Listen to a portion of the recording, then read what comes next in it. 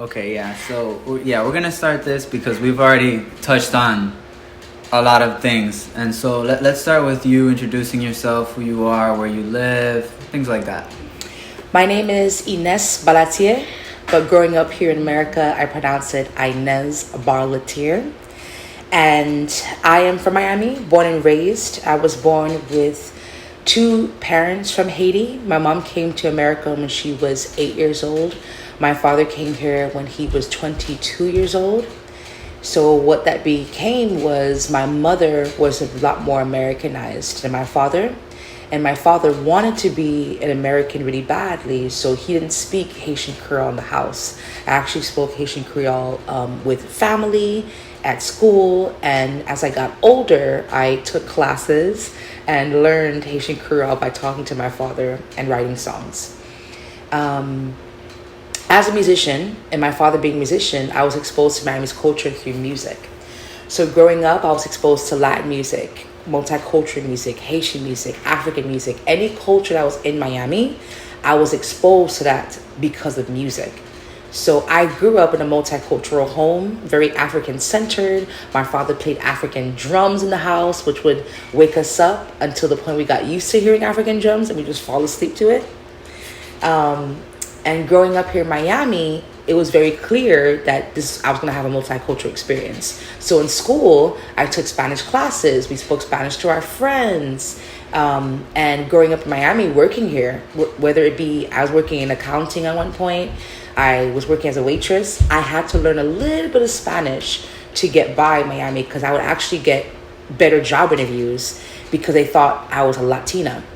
And technically, Haitians are Latinas because we do speak a Latin language, but we are very much African as well. So we're Afro-Latinos. However, Haiti has its own history. Yeah, that's a super interesting characterization. I've heard that a few times in the last couple of weeks even, and I'm curious to know because something that you often hear when you talk about the Latin experience and the Black experience in Miami is that you'll hear like there is no crossover, right? Excluding like not thinking about like let's say like Black people from Cuba who obviously speak Spanish, whatever. Mm-hmm. They'll say things to me like, well, like Haitian people, and this is like a super blanket statement that they'll say that like Haitian people have no interest in learning Spanish. And it seems very like uneducated, honestly. Yeah. Because in Haiti, many people speak Spanish, French, English, and Kreyol. Especially those who are able to go to school and afford school, they learn multicultural languages. And many Haitians live in the Dominican Republic. So they do speak Spanish and they go back to Haiti and speak Spanish. So many people speak Spanish. Plus, people don't know that Haitian people are very multilingual. Most Haitian people speak more than one language. And also, there's Haitians in Cuba, in Santo Domingo. There's Haitian people who speak different languages. So that person really hasn't, I guess, been exposed to it, which is understood, so that's a blanket statement that's really inaccurate. And, Latin and Haitian culture are very similar. A lot of us do come from Taíno culture. A lot of Haitian words do come from Taíno words. Like the word Haiti, it just means land of mountains. That's a very Haitian, a very Taíno word. But I was saying this because when we come to a country like this, that's about division, even immigrants who aren't Latin, when the Irish came here, they were trying to separate them from the Italians. It's all about separation here. Mm-hmm. But in the Caribbean, we share a certain understanding that we are in it together. Yes, we know about the Dominican Republic, and the Dominican Republic and Haiti right now are not following that narrative. However, the Haitian and Dominican history is not only what you see now. Haiti and the Dominican Republic were once together. They fought together. Haiti helped the Dominican Republic free themselves from the Spanish rule and French rule. And when Haiti was in charge of the Dominican Republic, and when the whole island was one island, it was mostly Haitians. But the Haitians did not tell the Dominican people, hey, no, we're better than you. No, they said, let's come together. We're stronger together. But with time and power and the great things about power and capitalism, these things, I'm saying that sarcastically. Yeah. You can't see my face here. Yeah. Exactly. These divisions come, and then we lose our history, lose ourselves. We really lose ourselves. But in Miami, what I love about Miami is that even if we don't have the history, you see it in the people. The young generation, their friends come from multicultural places. We connect on a very base level. For example, I actually, as a Haitian person, dark-skinned black woman in America, my experience relates more to a Latin person than it does a black American person. The reason being is that black Americans are in a country where their history was erased. Still to this day, we are uncovering hidden truths about black American culture. One of them being that a lot of black Americans did not come from Africa. They are from and the descendants of Native Americans who are here, because even Christopher Columbus's artist who painted the Indians, he was painting dark-skinned Indians. So a lot of them don't have a history to go back to. They learn about their history in February and Black History Month, and they learn about slavery first. They don't learn about where even those people came from. When they were having powerful African nations, you never hear about that, but you hear about slavery first. So black Americans have a different level of understanding of who they are than Haitians do. I'm Haitian. I can go back to my country and learn my culture and learn a language and learn my history from an actual place. Black Americans don't relate to me in that way because they have those things they're dealing with here. So as a Haitian person, I actually relate more to Latin people because we both have a sense of history that is not on this soil. We both have indigenous people that we still, even if we don't know them, we still have it in our culture. We cook the same. We use some of the same spices. Our music is very similar. So I grew up in a home knowing, and in Miami, in a home and in Miami, knowing that the Latin people, the Caribbean, this is where I actually come from. You know, this is the connection we're doing here, but you, Miami, and the Caribbean, what I'm trying to say here is that here in Miami, we're able to see those connections without having the constrictions of the country that we come from. Yes. See, this is something that I've tried to like explain to people. It's kind of like that you get the benefits of being able to see all the different versions basically of your island or whatever it is in one place. So you get the benefit of like, oh yeah, well, you know, I had rice and peas and then I had rice and beans and I was like, okay, it's not that different, you know what I mean? In principle. And that just keeps on going down the line, especially like you said, music. Obviously someone who's exploring, I have the same condition is what you'd say in Spanish, but like the same experience of like, you know, you learn this rhythm, you learn how it's connected to that rhythm, and then you can see like, these are kind of all revolving in a very similar area. So I wonder if your experience is like, if your experience of multiculturalism and relating to other cultures is tied to your experience as a musician, or if you know people who are not musicians and still feel the same way.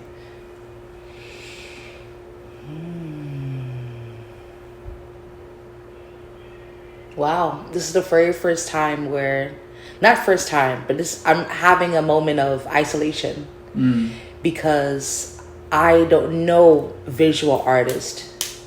Okay, I know filmmakers who definitely use the multicultural essence of Miami in their work. So no, this is not singular to musicians.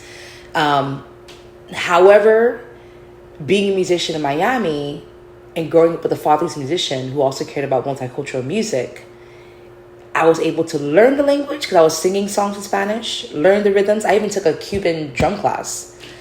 which is on conga. No, the batas. Bata. I got one right here. Yes, We'll talk about that later. Yes, the bata is not easy. However, the rhythms are similar to Haitian rhythms as well.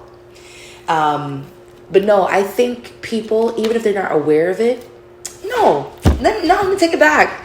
I think everyone is affected by the multiculturalism. Because when I was growing up, Haitians and Latin people were using words together. Like, we would say suave, right? They would say fue, like fresh. Oh, you looking fue today.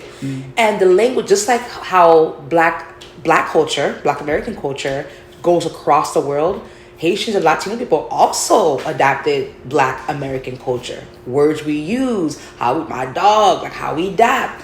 You can't escape it. And Miami is beautiful in that way because it's like a tiny globe. It's like a tiny world in itself. No, I don't think anyone can escape it. It took a moment for me to understand that. But yeah, I don't think anyone can escape it. We are all influenced by all the cultures here. I think that's really important because you said that like the way people live here is kind of like they take bits and pieces of each other's culture, but not in like an appropriative way. Mm-hmm. At least what I mean by that is like when you hear like obviously it varies on the situation, yes. But like which we'll get into in a second. But the examples you just gave, it doesn't seem like you felt any type of negative way if like some like I don't know mm-hmm. Puerto Rican kid or something uses a word in Haitian Kreyol. Like it doesn't seem like your first instinct is that's mine. Don't use that. Like hey, it's encouragement. I see you, see me.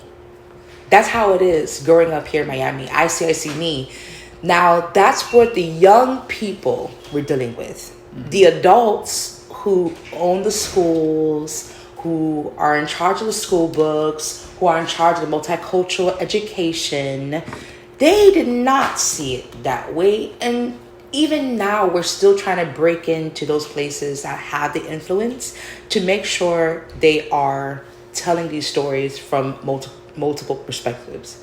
Because me growing up, I didn't have always, and I grew up in the 90s, I didn't have a place to go to see my culture on stage as a child, like youth education, which I'm really passionate about these as of late. I'm really passionate about youth education and youth arts education, bringing cultural shows to children so they can learn that the world is a lot more than just them and their culture. But I didn't grow up with that. I grew up learning a lot of Latin culture. I watched Latin plays and Latin stories. And as I grew older, maybe in high school, in the early 2000s, when I started seeing more Haitian culture go into the younger schools so they can get to know Haitian culture. That's different now. Now, this generation, they do have a lot more access to multicultural shows. However, some voices are not being represented. And honestly, it's a shame. Me being Haitian, I can say this. Sometimes we do forget about the Black American voice. And we see ourselves. And we tell our stories. And however, being a musician, being an artist and actress, I am being exposed to other kinds of culture. I go to plays about Black American culture. I go to plays about Latin culture. I've been in plays where they were all Spanish. The whole entire play was in Spanish, and I was in that play playing a character. I've been in multiple plays where it's just Spanish speaking, and I was able to learn and relate because these stories are everybody's stories. It doesn't matter what language they come from. But yes, it's not about appropriation. It's about acceptance. And every generation gets better and better and better about accepting each other. The adults really need to catch up. Yeah. Honestly.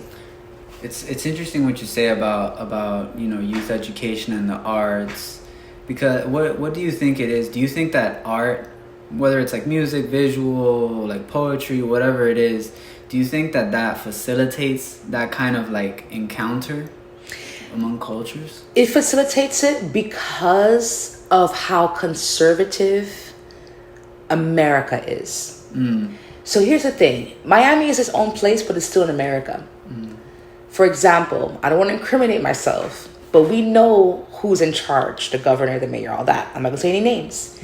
They necessarily don't see Miami as an example of how the rest of Florida should be, America should be.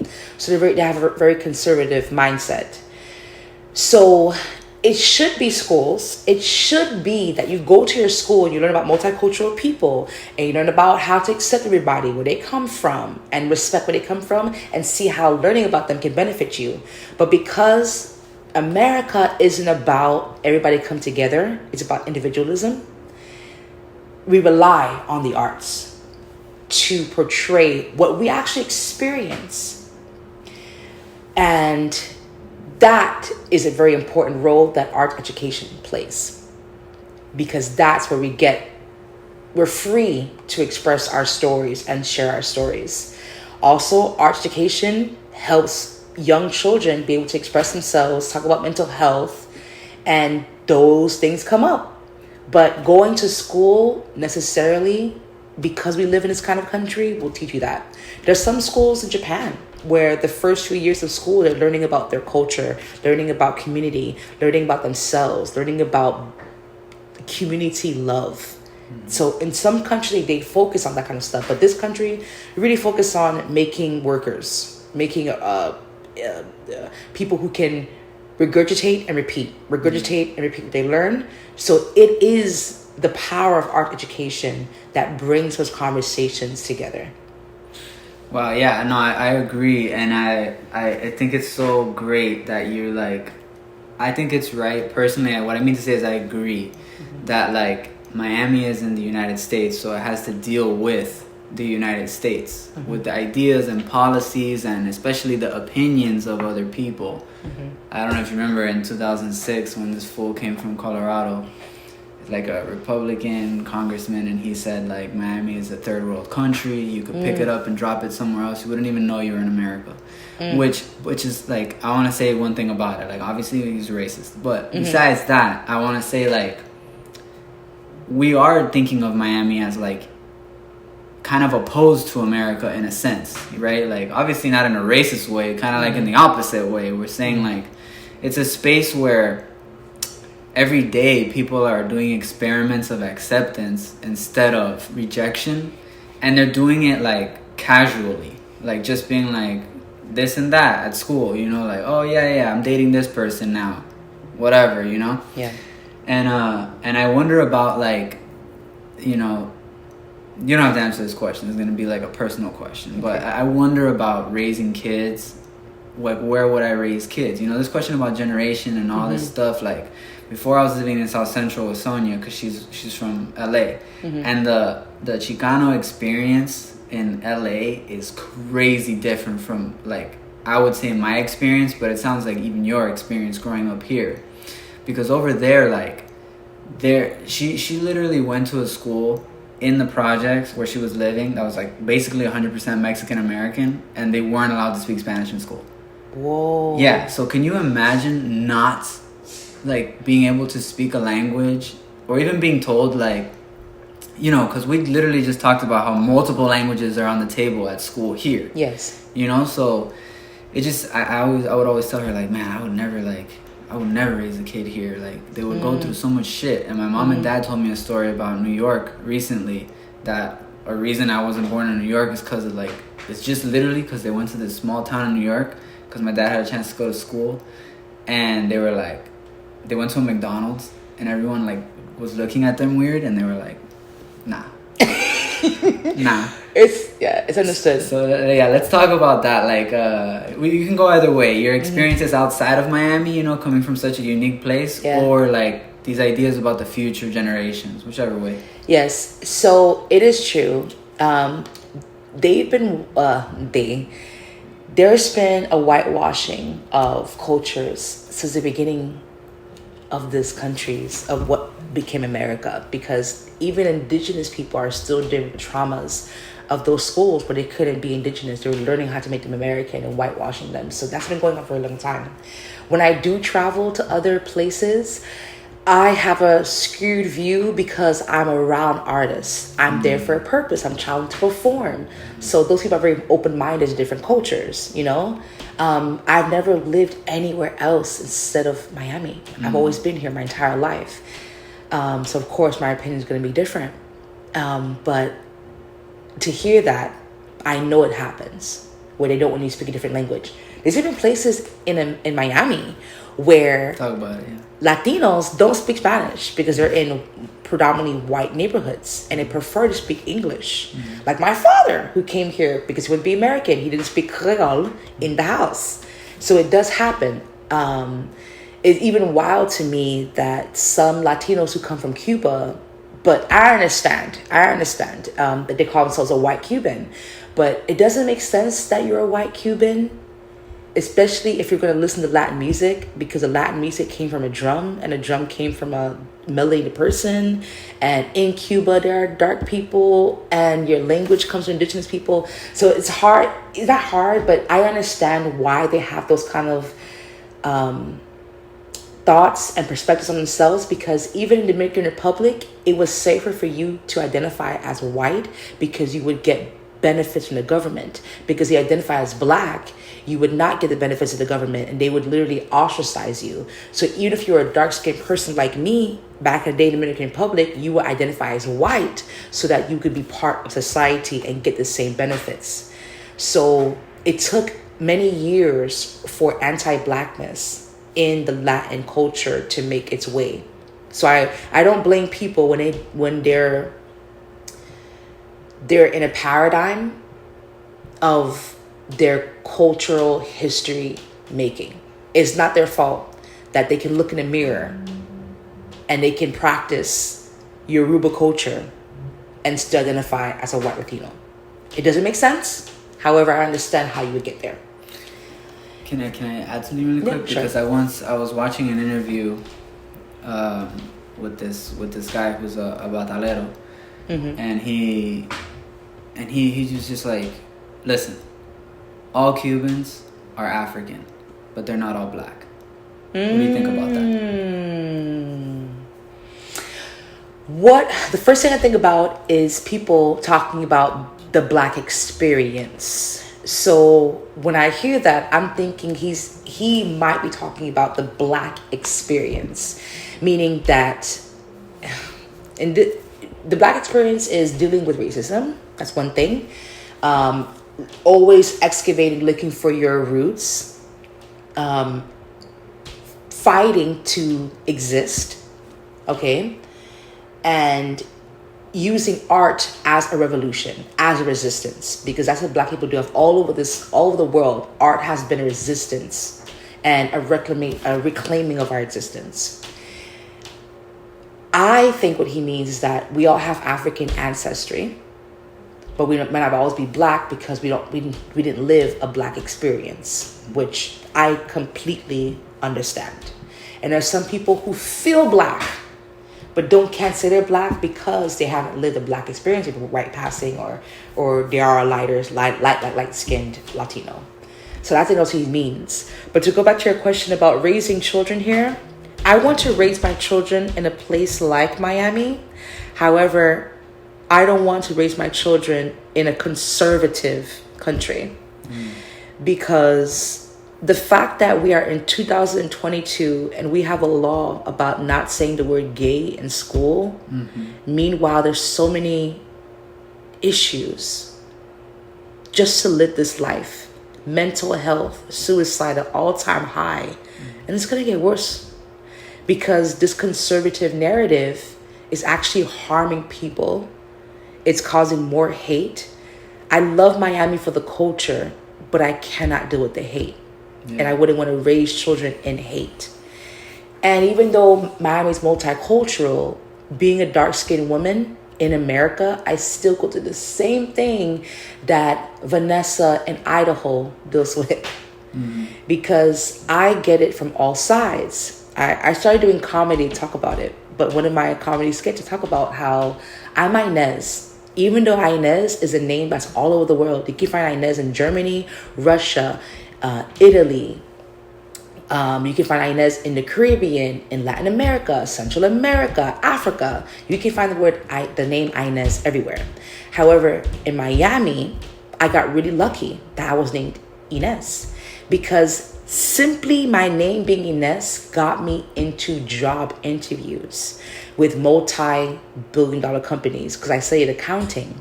And because we live in Miami, it is ruled by Latin and white people. So I have to go to these job interviews being dark-skinned as I am, and they're expecting Inez, a white Latina, and then my black ass show up, and I get in the door, and then my intellect, my skills, my experiences are considered. But if I was named Lakeisha or, this, that, then I probably wouldn't have been in those rooms. So I have dealt with that too, living in Miami. And maybe I can't raise children that will escape that. But I love Miami for its culture, and I want my children to be exposed to multicultural places. But maybe there's other places, like Portugal has a very multi-diverse place. But I wish Miami was something that could be expanded to different parts of the U.S. And maybe it will. Who knows the future? But yes and no. I would love to raise my children in a place like this. However, I don't want my children to deal with the same things I had to deal with and try to learn how to accept and love themselves. Like, I had to really fight to love myself, because as a dark-skinned woman, no matter where I come from, I was taught that I am the least desired in society. I was teased for my dark skin by Black Americans. So it's a tough question. Because also, we live in a world, but you are the ruler of your household. You are the ruler of your mindset. It's hard to learn that when you're growing up. I had to get there. When I was growing up, it was, I'm in the world, and the world is making who I am. Now growing up, I am who I am, and I am in the world, but the world is not telling me who I am. Or I'm not accepting what the world is telling me. But growing up as a child, you're looking for a reflection in the world. And if I'm able to be a parent, to instill this self-identity and self-validation for my children before they head out into the world, then maybe I'll stay in Miami. Because it's hard to go find some frijoles con negro other places, or feel like, it's hard to find the food, hard to find the music, it's hard to find the people that I relate to, which are mostly Haitian, Caribbean, and Latin people. Another place in America, it's hard to find it. So yes, I would love to raise children here. However, I hope the future of America is more progressive than it is now, because again, they're creating ridiculous laws that only fit one particular set of people and doesn't speak to the majority of who's actually living here. Yeah, wow. I wonder, obviously, yeah, there's some crazy laws, everything. This is something we talk about in school, because everything I study is basically becoming illegal, right? You know what I mean? So, with critical race theory and stuff, which is truth. Right. It's not even a theory. It's right. At the very least, what we can say about it is that it's the availability of multiple perspectives, which undoubtedly contain lots of truth, lots of records, lots of things, and really what it contains, to my mind, is a lot of promise, because when I hear people say things like, yeah, we use each other's words, we play each other's rhythms, we eat each other's foods, I hear that as everyday practical, quote unquote, critical race theory. It's critical race practice almost, it's just because I remember first of all, growing up, nobody told me you're white, and I don't identify as white. But the fact of the matter is, I grew up in a family where no one, some of the people in the family couldn't say it anyway, but just because of the way they looked, but other people could have, right?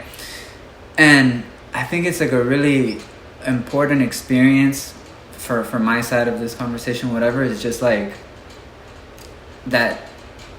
since I didn't get that, oh, you're in this category, you have to stay in this category, I never felt I couldn't identify with anyone about anything. and it made me really comfortable with like kind of unexpected things.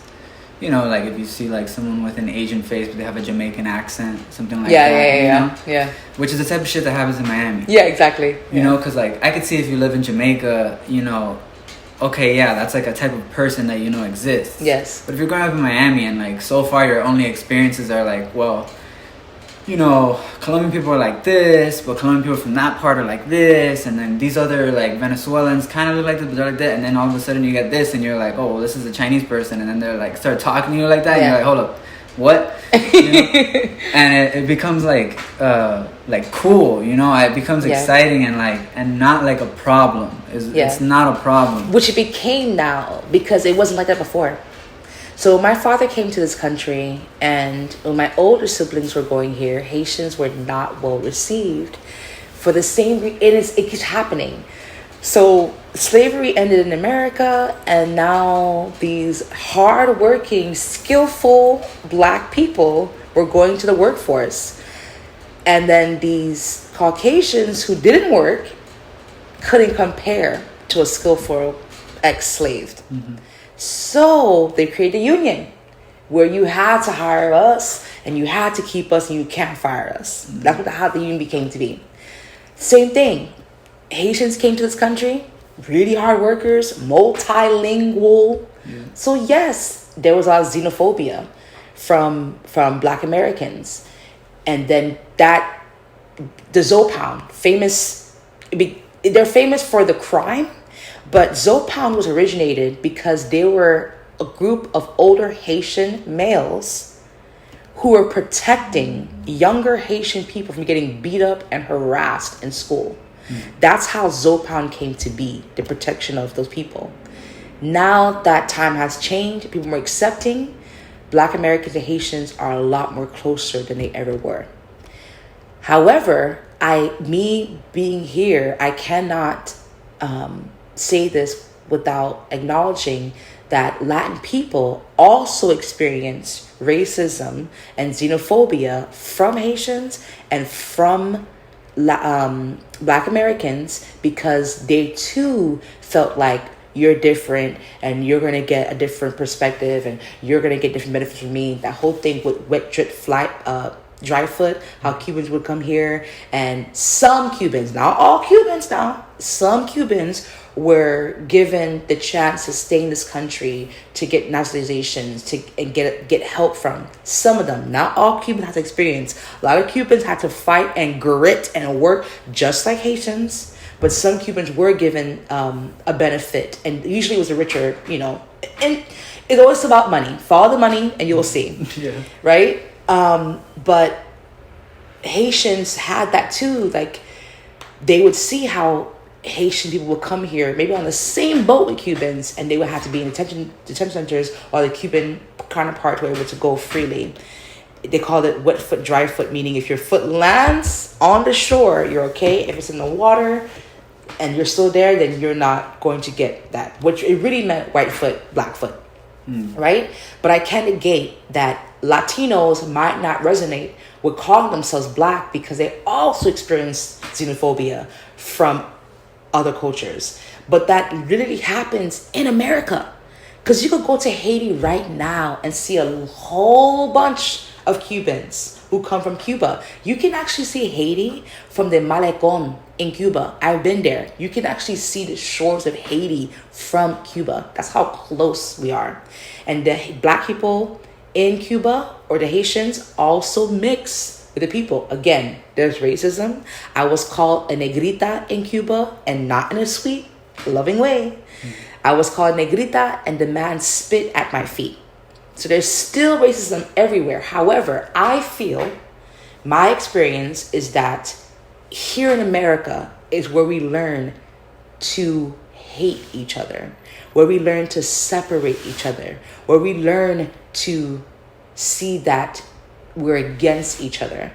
I don't see that so much when I travel to the Caribbean countries. When I travel to Caribbean countries, people who come from different cultures actually work together.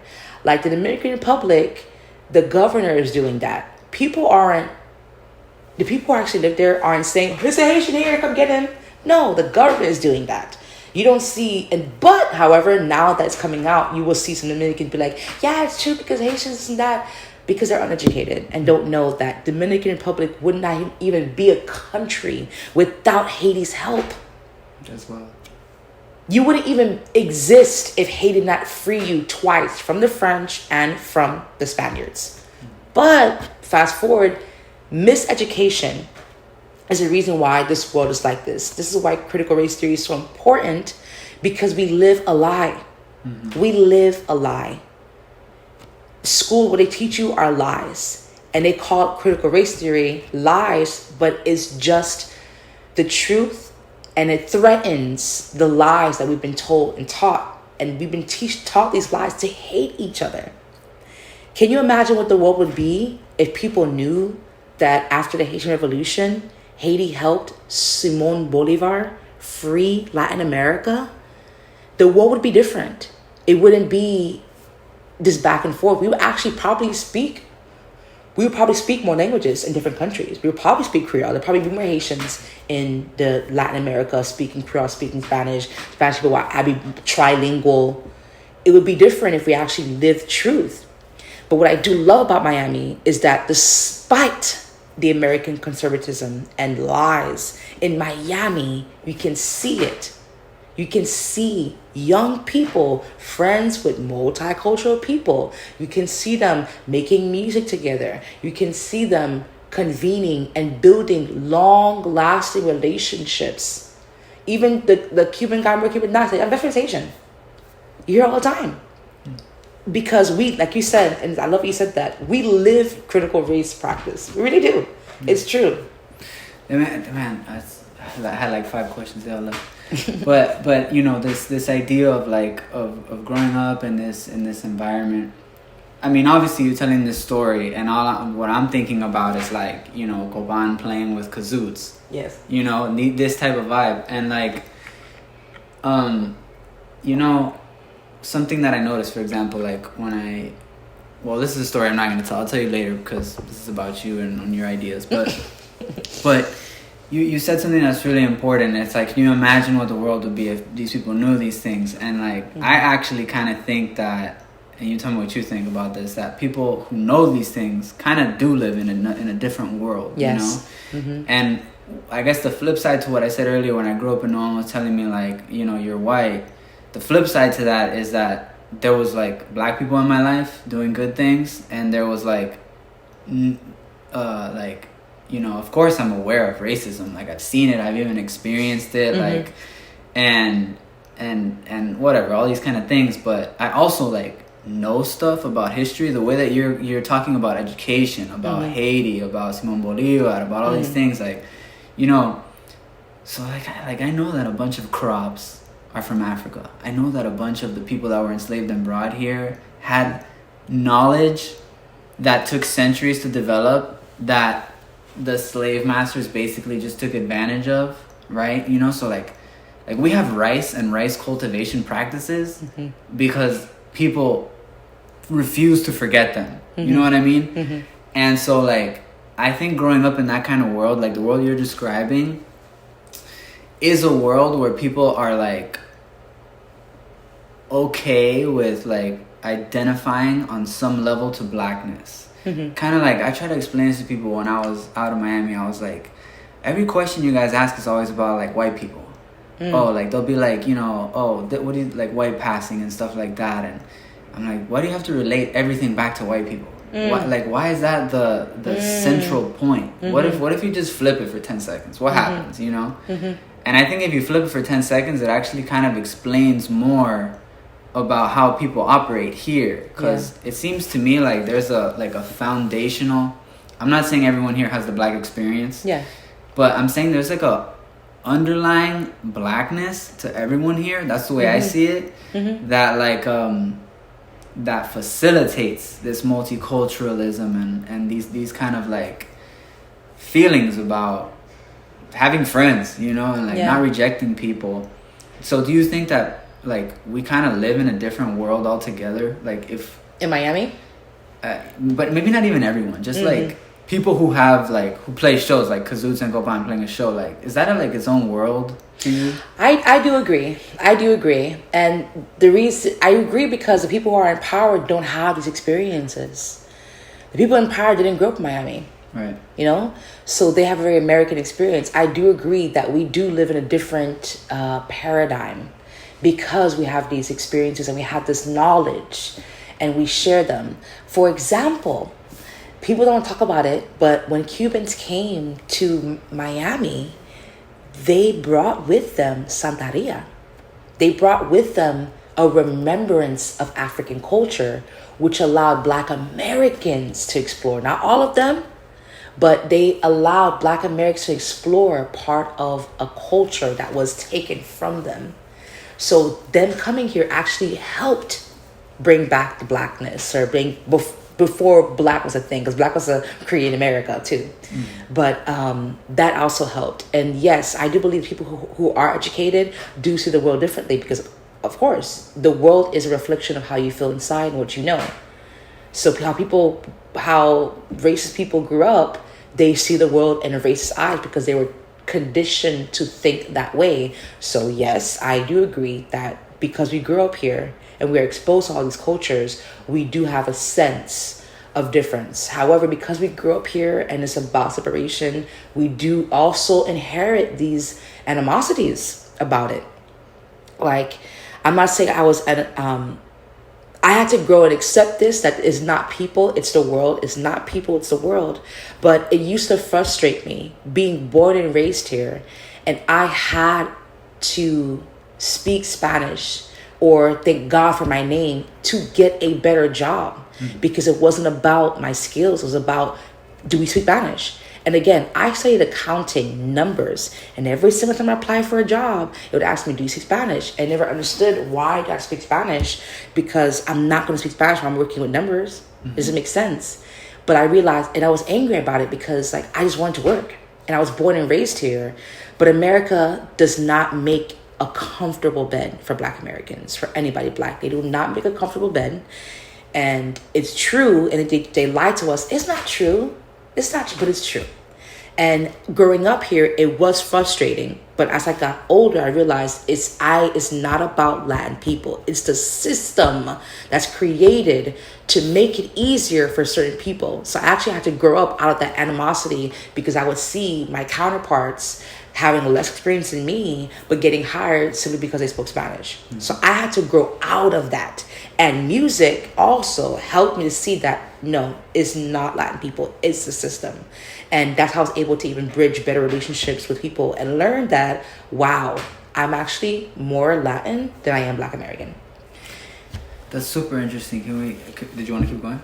Okay. Okay. So, because I wanted to, you talk about like separation and all that. And of course, we live in an American city at the level of like geography, you know, like we live in a city that has race walls and stuff like that. So, yes. And you live in Little Haiti, right? So, what can you tell me about that neighborhood, its relationship to you? I mean, you know, we're supposed to be talking about like you and Miami and the Caribbean. The neighborhood is called Little Haiti. You know what I mean? It's like it's built in. So, but what does the neighborhood mean to you? What is it? How has it changed? Like stuff like that. Yes. Okay. Before I start, I do want to say that, like, you reiterate how we live in Miami, but we are under American rule, which is why we see the red lining to this day. We see the rich in one part and we see the poor in one part, separated by lines, separated by that. Overtown, a historic Black town, literally still has the wall, the little piece of the wall of where they separated white from Black. So that's that. I just want to say that it still does exist. And I live in Little Haiti, and across from Little Haiti, I'm living in a town predominantly Black Americans, and they look poor, and it's the same poverty that they've been dealing with for years and decades. So it still exists. You know, we in Miami, but there's still very much an American separation there. I just want to make that clear so people who are listening who are not from Miami understand that Miami is its own, but we still are under American rule. But the people revolutionize how we live under American rule. People in Miami change the experience in everyday life, but we still experience American systems. And going back to your question about living in Little Haiti. So I was raised all over Miami, Auxiliary Road, North Miami, Little Haiti, Miami Springs. I was raised in those different parts of Miami. Living in Little Haiti feels like home because I'm Haitian. I can find the food I like. I can hear Creole all over. My neighbors are Creole. Actually, my neighbors are Kreyol, Cuban. You know, there's chickens when you wake up all day and night. I'm basically in the Caribbean, in Little Haiti. Right now, Little Haiti is being gentrified once again. However, Haitians did gentrify Little Haiti. Little Haiti used to be Lemon City. You know, Lemon City used to be a huge portion of Miami. And it was mostly white and Jewish people. And Haitians or Caribbeans actually gentrified. Or can you call it gentrification? No. I'm not going to say gentrification. We moved in and we changed the culture of Lemon City. It used to be predominantly Jewish and white, but now it's mostly Latin and Caribbean people. So I live in Little Haiti. And it's only been the name Little Haiti for the past decade because they fought to change the name. And living in Little Haiti, like I said, is like home. My neighbors speak Creole. The food I love, you can smell the food in the streets. You can hear Creole in the streets. People talk to each other. Just like in the Caribbean, people are outside talking to each other. Not all the time in American cities. Not all American cities, because, you know, if you go to middle America, people actually talk to each other and go outside. But some parts of Florida, people don't talk to each other. They stay in their homes. But in Little Haiti, you're going to find the old man, the old lady, the vieja, the viejo, talking, playing dominoes. That still happens, just like it happens in the Caribbean. So living in Little Haiti is like that. Living in Haiti also, because again, we live under American rule, is also rough. There's a thing they said, if you hood, you good. That means me as a Haitian black woman, I am safe in the hood for the most part. But someone who's not looking like me is not always safe. Like I live in Little Haiti and I live on 79th Street. So hookers, prostitutes, sex workers, bad things. I've seen theft right in front of me. You know, I live in the hood. I hear gunshots all the time. There are so many police cars. It looks like Christmas all year long. Okay? I live in the hood. Little Haiti is much like that. But also Little Haiti has a cultural center. So we have a place where we can go to take Haitian dance classes. The bookstore, Mapou Bookstore is still there. And you can learn Haitian Kreyol classes. Which is funny you say about your friend because I took a beginning Kreyol class, but it was something that a whole group of us had to initiate and find a teacher. Mm-hmm. It wasn't something that was already there. We had to find a teacher. Yeah, you had to make it. You had to make it work. Yeah. Which is exactly what you're talking about. Yes. You have to make exactly critical race practice. Like Little Haiti made a way for other people to learn Kreyol, but coming together, Latin people and Haitian people come together and creating a class to learn Haitian Kreyol. So Little Haiti is a little home for me. It is a home for me. But again, like I said, it's under American rule. So we have all these mayors. And, you know, the mayors keep changing. All right. But every time living here all my life, I see how the mayors really invested in neighborhoods that directly affect their experience. So most of our mayors have been Latin. And that's why the Latin communities are much cleaner. Our money is invested. It looks cleaner.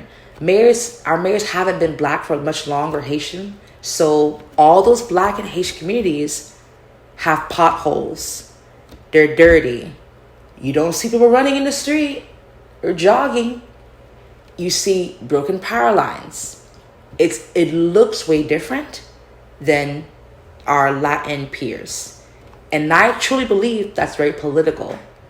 Because if our mayor was of Haitian descent or a Black American, I'm pretty sure, I can't say pretty sure because politics is, I really believe sometimes, it's going to sound weird, but politics sometimes is epitome of non-color because they care about money. Money is a person in politics. However, so I can't really say if we had a black mayor, maybe Overtown would look better. Maybe Little Haiti would look better. Maybe Liberty City would look better. However, all of our mayors have been either white or Latino. And when you go to Hialeah, some parts, obviously, the trees are kept. There's not trash in the street. Money has been put into those places. So there is that because we live in America. And it's going to be weird talking about this because Miami is different, but people understand we still live in America. Mm-hmm. So we're still going to deal with the same things that other people in America deal with, like Detroit, Chicago, same thing. You will go to these places and you'll see the streets looking so different. I drove through Detroit once. I thought it was an abandoned place. But then I went to a richer part of Detroit with mostly other cultures, not black Americans. It was clean. As if the money just appeared out of nowhere. So Miami is like that too.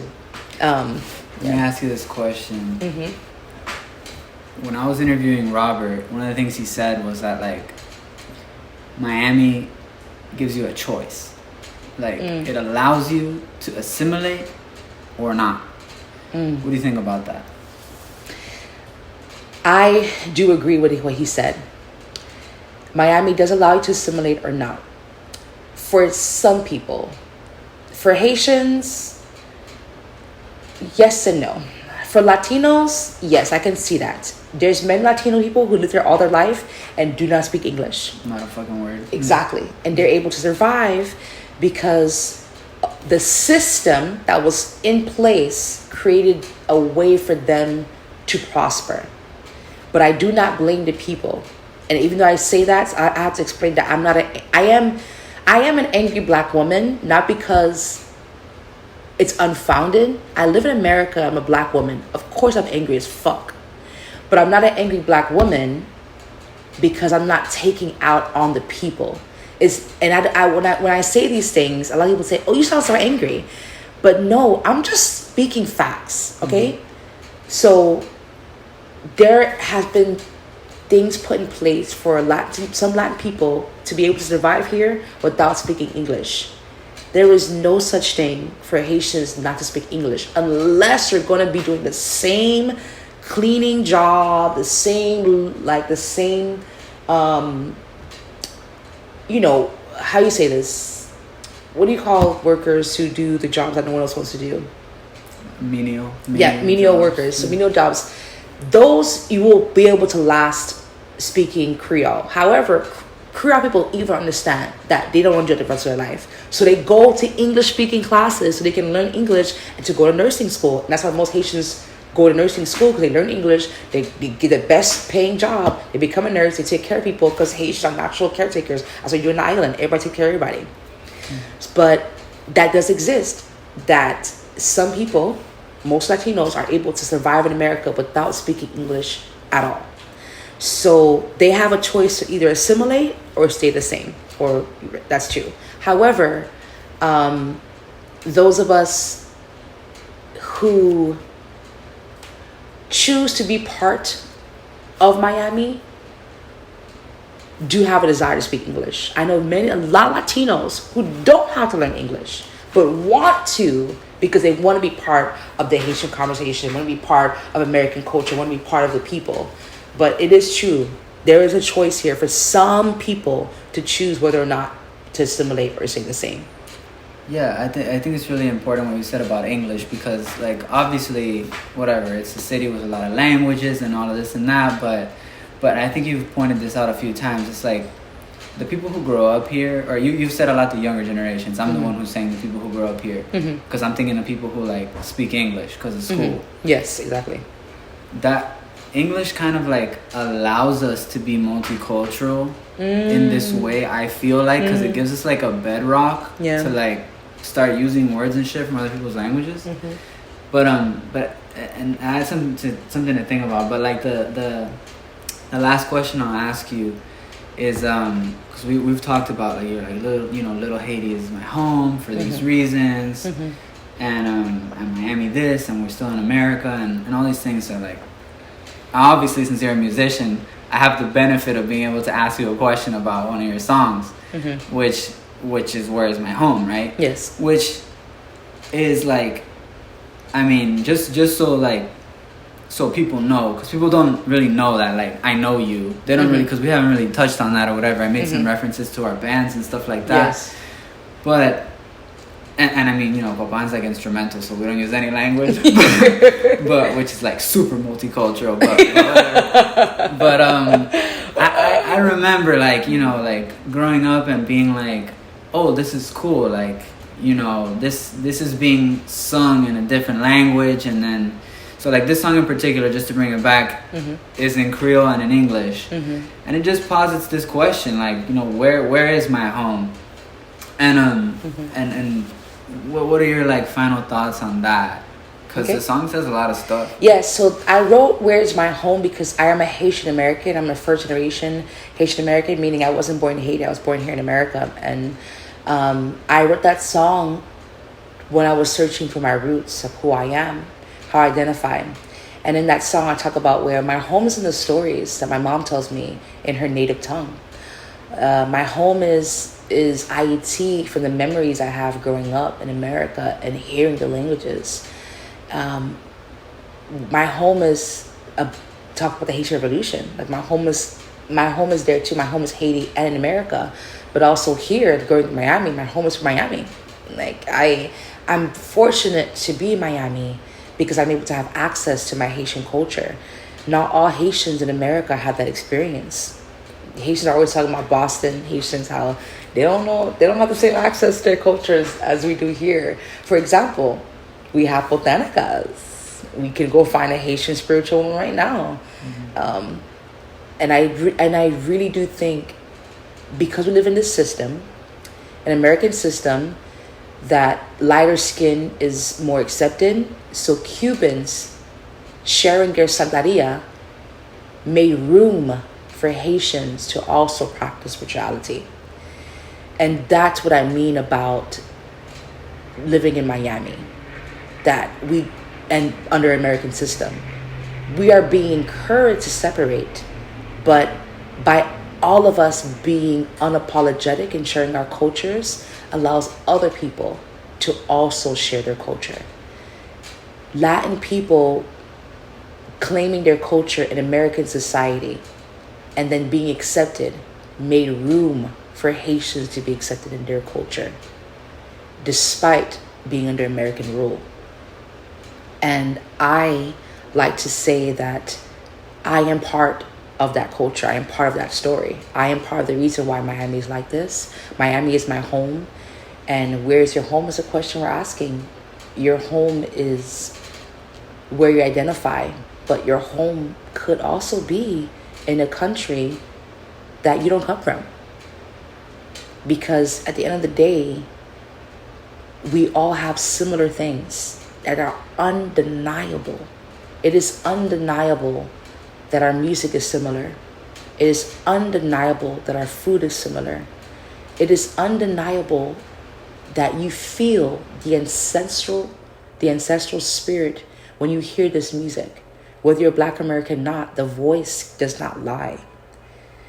And living in Miami, we're very fortunate that we're able to experience these things, whether it be from a culture that's not yours. I am very thankful that Cubans exist in Miami because Haitians were able to live more freely because of it. Cubans really helped Haitians during that whole xenophobic period where Black Americans were terrorizing us and Zopon had to be created. And just as our ancestors did, fight together, we do that every single day in resistance. The Black Panthers in America created a Rainbow Coalition where Latino people and Black Americans came together to fight against the system. So Miami in itself is a resistance to the American culture. I mean, you said it. You said it. Not me. You said it. I'm gonna leave it at that. Yeah, we'll stop it. But Cieno, thank you. So it's on the record. Thank you. Thank you for listening. Thank Miami. Thank the Haitians. Thank everybody. Yeah, thank Latinos. Everybody. All right. Rainbow Coalition out. Yeah.